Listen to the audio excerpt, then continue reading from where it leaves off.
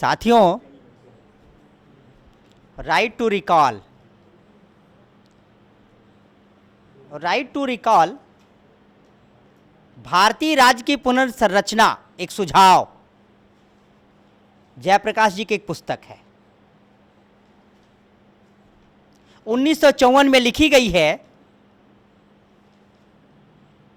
आप अपने को जरा सा 1950 में ले जाइए और 1954 में भारतीय राज्य की पुनर्संरचना एक सुझाव आ गया था सामने, और उसमें राइट टू रिकॉल की बात है। अर्थात 66 साल पहले में से 4 साल निकाल दीजिए, 62 साल हो गए राइट टू रिकॉल को समाज में रखे हुए, और एक सुझाव था। मैं आपको ले चलता हूं आखिर राइट टू रिकॉल की पृष्ठभूमि क्या है, क्योंकि बिना पृष्ठभूमि के बात पूरी की पूरी आपके गले उतरेगी नहीं। और केवल वहीं नहीं, जेपी रुकते हैं, जो सवेरे का सत्र रहा है आर्थिक आजादी की बात, वो सुमाखोर जो अर्थशास्त्री रहे उनको भी कोट करते हुए कहते हैं कि आर्थिक आजादी चाहिए। अर्थात 62 साल पहले की कहानी आपको मैं कहने जा रहा हूं। थोड़ा समय लगेगा, लेकिन राइट टू रिकॉल की पृष्ठभूमि क्या है। राइट टू रिकॉल के पहले 1914 में एक किताब लिखी गई है, वो है हिंद स्वराज। और ठीक 1914 के बाद 1942 में किताब लिखी गई है स्वराज शास्त्र। अगर आप में से जो लोग भी मनन करने के, चिंतन करने के लिए इच्छुक हैं तो वो पढ़ सकते हैं।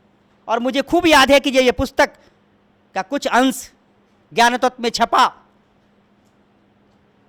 तो आज पद्मश्री है, पद्म विभूषण मैं नहीं जानता। राम बहादुर राय जी ने मुझसे पूछा था कि दुबे जी आपने कहाँ से उठाया, मैंने कहा स्वराज शास्त्र से उठाया है। देश की आजादी के पहले की बात है ये। 1914 में वो कौन सी पुस्तक थी? वो गांधी का हिंद स्वराज्य। थोड़ी सी पृष्ठभूमि, मैं गांधी को इसलिए नहीं लाना चाहता क्योंकि बार बार गांधी लाने से नुकसान हो जाता है, लेकिन क्या करूं, मजबूरी है। इस विषय को वहीं से बिना उठाए बात बनेगी नहीं।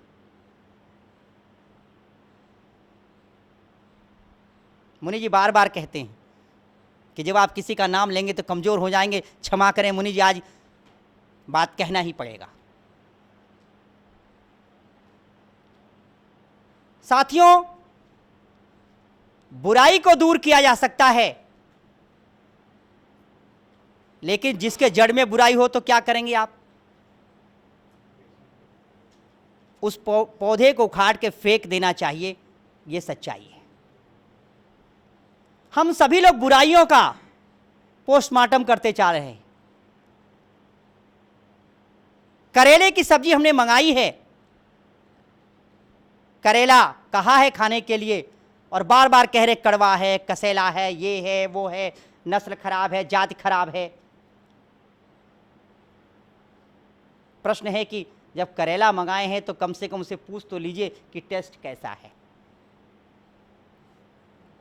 संविधान में संशोधन, दुनिया भर की सारी बातें की जा रही हैं, मेरे गले कभी नहीं उतरता।